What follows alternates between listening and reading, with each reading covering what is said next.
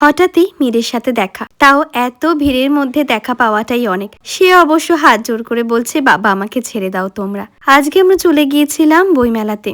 একটু দেরিতেই পৌঁছানো হলো, কারণ আবার গেছিলাম ঘুরতে। বই পড়তে আমি খুব একটা ভালোবাসি না সত্যি বলতে, কিন্তু বই পড়তে ভালো লাগে। আমি যার জন্য প্রত্যেক বছরই যাই সেটা হচ্ছে সম্রাট। বই পড়তেই ভীষণ ভালোবাসে। আমাদের ঘরে কম করে হলেও 2 থেকে 3 হাজার বই আছে। ছোটখাটো ডাইনিং রুমটা আমার লাইব্রেরি বলাই চলে। তার জন্যই আমাদের বিয়ের আগে থেকেই ওর সাথে সম্পর্ক থাকাকালীনই প্রত্যেক বছর নিয়ম মাফিক বইমেলায় যাওয়া হতো। বইমেলা এত বড় করে হয়, প্রত্যেকটা স্টলে ঢোকাটা সম্ভব নয়। তাই সম্রাটের যে স্টলগুলো পছন্দ, যে পাবলিশার্সদের দোকানগুলো পছন্দ, সেখানেই আমরা যাই। এবারও সেখানেই গেছিলাম। সেখানে গিয়েই প্রথম সাক্ষাৎ মীরের সাথে, তারপর বিভিন্ন রাইটারদের সাথে সাক্ষাৎ। সেখান থেকে রাইটারদের সাইন করা বই সম্রাট কালেক্ট করলো। আর এই তো প্রচুর মানুষের ভিড় ছিল।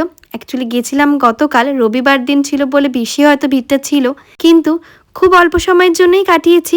প্রচুর মানুষ। আর এবার সত্যি বুঝতে পারি কলকাতার বইমেলা এত বড় আর এত মানুষ এখানে আসে বই কেনার জন্য। কোটি কোটি টাকার বই বিক্রি হয়, কারণ এখনও বাঙালি বই কিনতে ভালোবাসে। বই ছাড়াও ছিল এখানে নানান রকমের দোকান।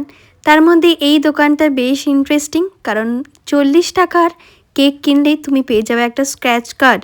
স্ক্র্যাচ কার্ডটাকে স্ক্র্যাচ করার পরে যেখানে যা থাকবে তুমি তাই পাবে। 10 টাকার কেক পেয়েছি আমি, কিন্তু কেকগুলো নো ডাউট খুব ভালো ছিল।